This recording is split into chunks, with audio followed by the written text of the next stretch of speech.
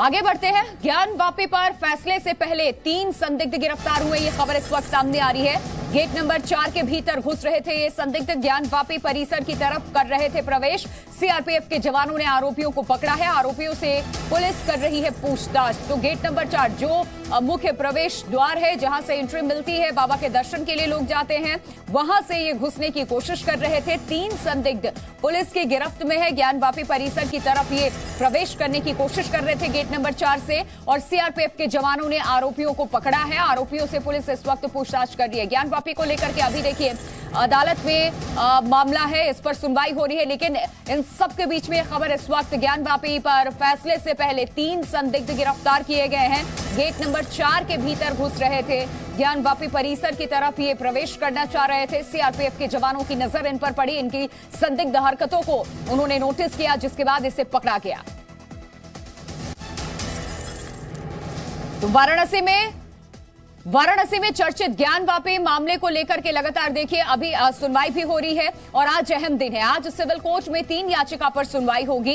याचिकाकर्ता किरण सिंह ने civil court से मांग की है कि मंदिर में मुस्लिमों का प्रवेश वर्जित किया जाए, मंदिर परिसर को हिंदुओं को सौंप दिया जाए, साथ ही साथ पूजा पाठ करने की अनुमति भी दी जाए। श्रृंगार गौरी मामले को लेकर इन्हीं तीनों मांग पर सिविल कोर्ट आज सुनवाई, कोर्ट के भीतर सुनवाई इन 3 मामलों को लेकर। ज्ञानवापी श्रृंगार गौरी मामले में आज एक अहम मुद्दे पर सिविल कोर्ट अपना फैसला सुनाएगी। कोर्ट में 3 अहम बिंदुओं पर एक याचिका दायर की गई है। दरअसल याचिकाकर्ता किरण सिंह ने सिविल कोर्ट में 3 मांगों को लेकर एक याचिका दायर की थी।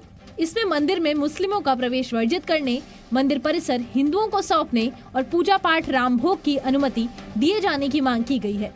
पिछली सुनवाई में किरण सिंह के अधिवक्ताओं ने दलील में कहा था कि वाद सुनवाई योग्य है या नहीं, इस मुद्दे पर अंजुमन इंतजामिया की तरफ से जो आपत्ति उठाई गई है वह साक्ष्य और ट्रायल का विषय है। ज्ञानवापी का गुंबद छोड़कर सब कुछ मंदिर है।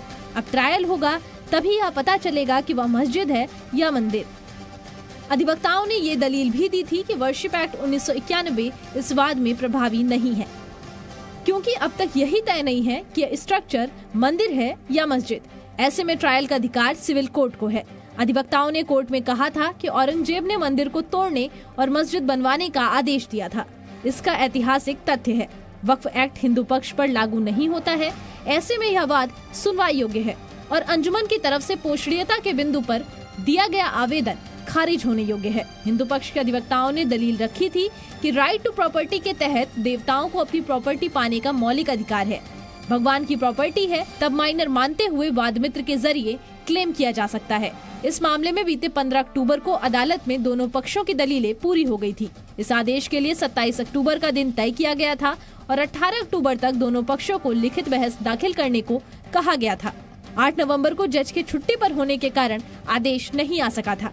ऐसे में आज इस याचिका पर फैसला आ सकता है। ब्यूरो रिपोर्ट, जी मीडिया।